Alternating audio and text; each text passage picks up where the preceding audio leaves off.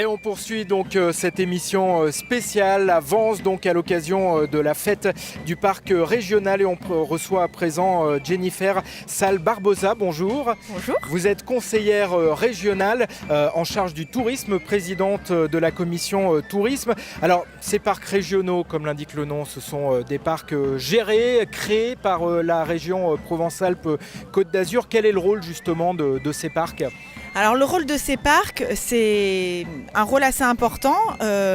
En région Provence-Alpes-Côte d'Azur, on a la chance et le bonheur d'avoir déjà 7 parcs naturels régionaux, donc c'est assez important. Un 8e qui va bientôt être créé d'ici la fin de l'année, qui est le parc naturel régional de la Sainte-Baume.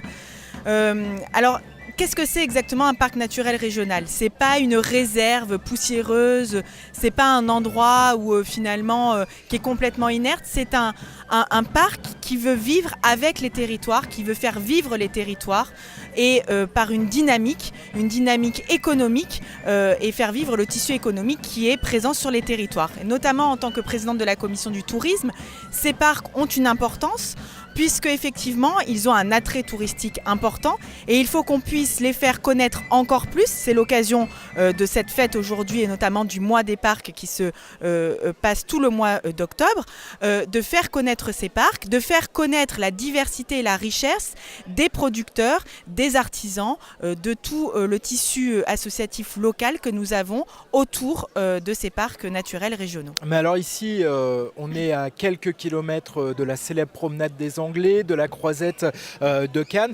Malgré tout, on peut développer un tourisme grâce notamment à ces actions, ces parcs naturels régionaux ?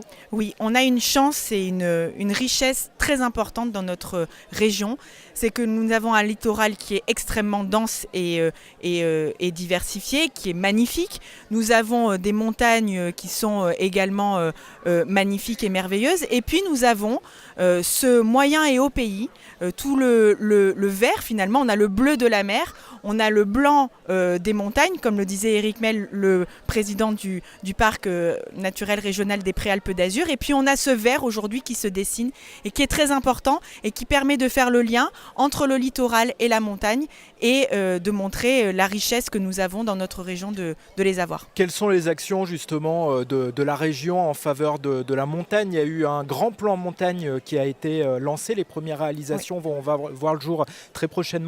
Tout à fait. Christian Estrosi, dès le moment où il est devenu président de la région Provence-Alpes-Côte d'Azur, a véritablement voulu mettre l'accent sur la montagne en lançant un grand plan montagne avec des budgets conséquents attribués à la montagne pour faire en sorte de diversifier nos équipements, de les rénover, de les moderniser, puisqu'on a une montagne, une diversification magnifique et un plan montagneux magnifique, mais de pouvoir plus le mettre en valeur, mieux le mettre en valeur, de pouvoir aussi faciliter l'accès, puisque c'est une des problématiques aussi qui se posent pour les touristes, et puis petit à petit aussi de pouvoir moderniser l'hébergement. Aujourd'hui, nous avons lancé le schéma régional de développement touristique, dans lequel nous lançons des plans d'action et différentes opérations, et notamment des opérations pour pouvoir moderniser certains équipements, hébergements touristiques, pour pouvoir les aider à se moderniser, puisque c'est une des problématiques aussi que rencontrent